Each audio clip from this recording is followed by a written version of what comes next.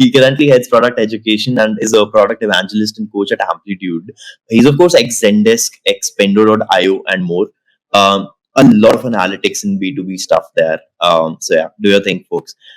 As with all smart people we've been hosting lately, John writes a fantastic newsletter, The Beautiful Mess, which, in my honest opinion, will do really well as a title of a super hit movie, by the way. The newsletter is a gold mine, people, on all things product, as is your Twitter feed. Is that a powerful idea, imperfectly measured, is better than the perfect measure for a not so powerful idea?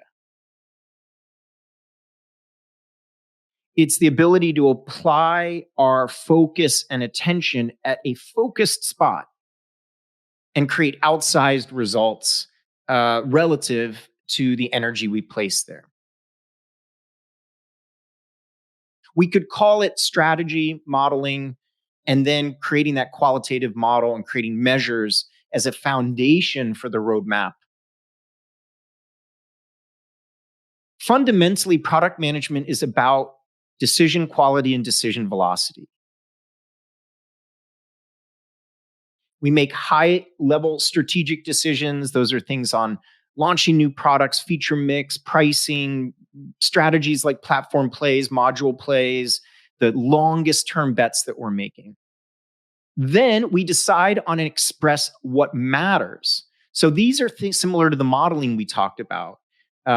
A model for customer progress, a model for customer retention, a customer health model. There's many things that help us take those high-level strategic decisions and start to make them more accessible.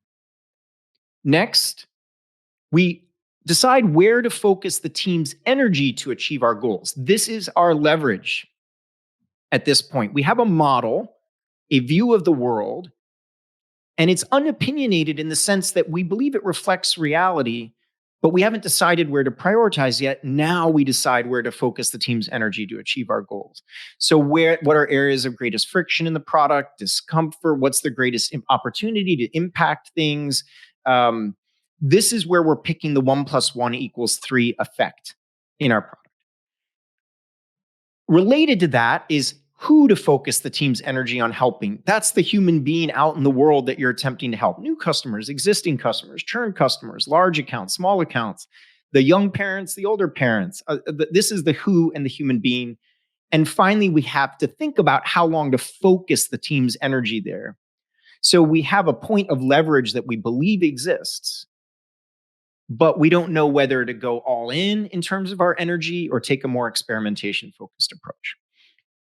Then we have all sorts of decisions related to, remember over here, it just happens to be this part of the model. We have design, experiments, bets, interventions, and try something. There you have this whole sequence of, should we add or remove options? Should we collect more or less information? Should we design something in a different way? Should we address the non-happy path? So you can think of these as decisions like this are happening every second of the day. If as a product manager, you are micromanaging these decisions, not only will you drive yourself insane, but your career will be fairly low leverage at that point itself. Not to use the loop to think of your career, but your career works like this as well. And then finally, we have the reintegrating of the learning. Frameworks are very useful, but often what happens for product managers is that they lose sight of the big picture. They lose sight of the fact that product is essentially about forming a set of beliefs and assumptions about how to win, creating models of various kinds. And models are typically what you'll pick up on LinkedIn from a great example is on our team in Amplitude, Elena Verna throws out amazing models all the time for retention and product-led growth and product-led sales. But those are those models. You want to be inspired by people's models, but you also can think first principles about your business and then work yourself through this particular loop. In a sense, what you're doing with this is you're future-proofing your product management approach because new styles of frameworks come in and out all the time. And what this lets you do is build a discipline with how you approach product.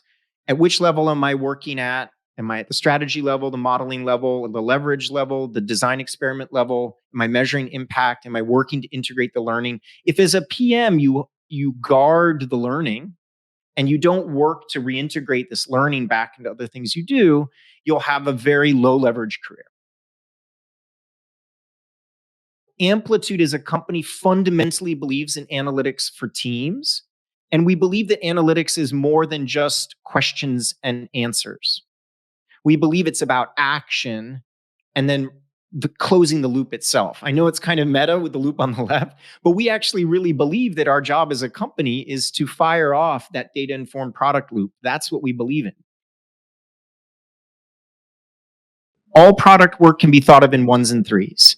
1 to 3 minutes, 1 to 3 hours, 1 to 3 days, 1 to 3 weeks, 1 to 3 months, 1 to 3 quarters, 1 to 3 years, 1 to 3 decades.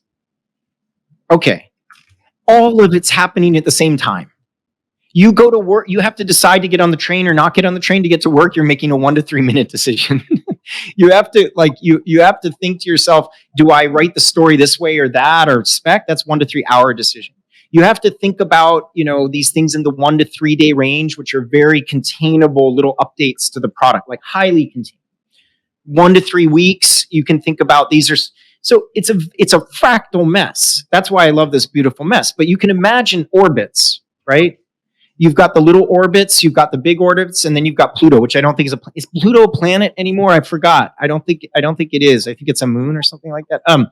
Anyway, so the point about this is part of your product management, I would call cadence, is to think about that loop that I just showed you in a fractal sense.